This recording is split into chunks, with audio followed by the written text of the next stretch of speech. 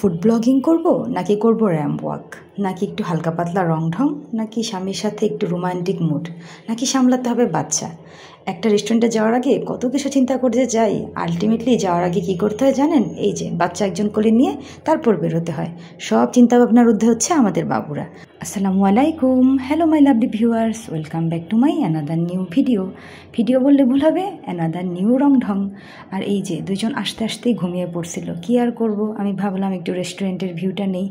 আর এরপর আমার হাজব্যান্ড বলতেছিল তোমার একটু টিকটক ভিডিও বানাই দিই, তুমি একটু হেঁটে আসো। আসলে কি আর হেঁটে আসবো, আমি তো হাসতে হাসতে মরে যাচ্ছিলাম, আমার দ্বারা আসলে টিকটক হবে না। তো যাই হোক, এখানে চেয়েছিলাম একটু বসে আড্ডা টাড্ডা দিব, ভালো ছবি তুলবো, কিন্তু আশেপাশে যতটা চকচক করছে ভিতরটা আসলে ততটা চকচকা নয়, মানে এসি টেসি কিছুই নাই, ভিতরে প্রচণ্ড মশা ছিল। এখন বাচ্চাদের নিয়ে আসলে এই পরিবেশে আমার মনে হচ্ছে যে থাকলে কিছুক্ষণ পর ওদের মশায় কামড় দিয়ে ফেলবে। যাই হোক, রেস্টুরেন্টটা ভালো আছে, সি ইউ নেক্সট টাইম। তো এরপর আমরা একটা আনাদার রেস্টুরেন্টে চলে গেলাম, এটা ছিল পুলিশ লাইনে রুফটপ রেস্টুরেন্ট। ওইখানে এসেও কিন্তু ওরা দুজন ঘুমিয়ে আছে। তো আমার ভাইটা ছিল বিধায় একজনকে ভাইয়ের কোলে একজনকে স্বামীর কোলে দিয়ে সুন্দর মতো ওদের রেস্টুরেন্টে ঘুম পাড়াই দিছি।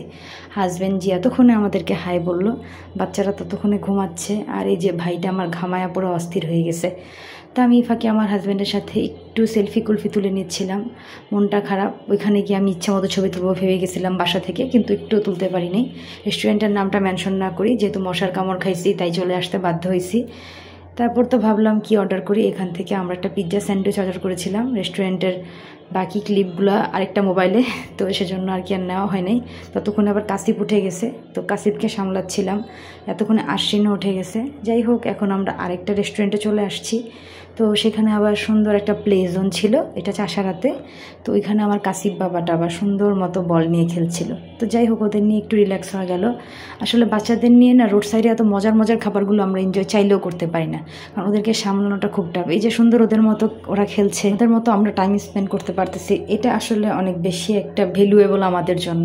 যাই হোক, রেস্টুরেন্টটা এতক্ষণ যে খালি দেখতেছেন একটু কিন্তু খালি ছিল না, আমরা গেলাম আর সাথে সাথে পুরোটা ভরে গেছিলো, মানে একটু পরেই ভরা ছিল।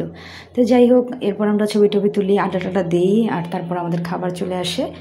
প্রথমেই স্যুপ আর রন্ধন, আমরা খুবই মজা করে স্যুপটা এনজয় করছিলাম, যদিও স্যুপে খুব বেশি চিনি লাগতেছিল আমার কাছে, তো আমি খুব বেশি মজা পাইনি, কিন্তু আমার ভাই আর আমার হাজব্যান্ড মোটামুটি মজা পাইছে। তারপর স্যুপ দেওয়ার পরে মেন কোর্স আসছে, একটু দেরি হবে, এই ফাঁকে আমরা একটু দুষ্টুমি করে নিচ্ছিলাম। এই টেলিফোনটা দেখে ভালোই লাগলো আমাদের কাছে, তাই মনে হলো যে একটু দুষ্টামি করাই যায়। তারপর আমাদের মেন কোর্স চলে আসে, rice, chicken fry, vegetable and cashew nut salad. তারপরে আমার হাজব্যান্ড সবারকে সুন্দর করে বেড়ে দিচ্ছিল, ওর আবার বেড়ে দেওয়ার মানে স্টাইলটা খুব ভালো লাগে। আর আশ্বিন কাসিপ দেখতেই পারতেছেন কীভাবে দুষ্টুমি করতেছে। তারপর আমাদের সিজলিংটা চলে আসে, সব কিছুই এখানে না চিকেন আইটেম ছিল, একটাও বিফ বা মাটন কোনো আইটেম ছিল না। তো যার কারণে আমার কাছে তেমন একটা ভালো লাগে নাই, মানে দাম অনুযায়ী মোটামুটি ঠিকই আছে। আর এই যে ওরা খুব কষ্ট করে খাচ্ছিল, কারণ হচ্ছে আশ্বিন বলতেছিল আক্কা আক্কা, অ্যাকচুয়ালি ও আক্কা করে নাই, কিন্তু ও বলতেছে ও আক্কা করে দিছে। এনিওয়ে, আমাদের লাস্ট ডেট আসে ফালুদা, এটা ছিল কাশ্মীরি ফালুদা। আর আমার হাজব্যান্ড আমাকে বলতেছিল তুমি একটু ফুড ব্লগিং করো। আসলে আমার দ্বারা এগুলো কখনোই পসিবল না, মানে আমি স্পেসিফিক কোনো ওয়ার্কার না, আমি আমার লাইফ স্টাইলগুলো একটু শেয়ার করতে পছন্দ করি এই আর কি। কিন্তু আসলেই অনেক মজার ছিল, কিন্তু আমি যে সুন্দর করে ফুড ব্লগিং করবো ওরকম না। আমার হাজব্যান্ড আমার বাইক নিচ্ছিল, বলছিল তুমি ইয়াম্মি বলো, আর আমার না হাসি আসতেছিল যে আমি কীভাবে এটা করব।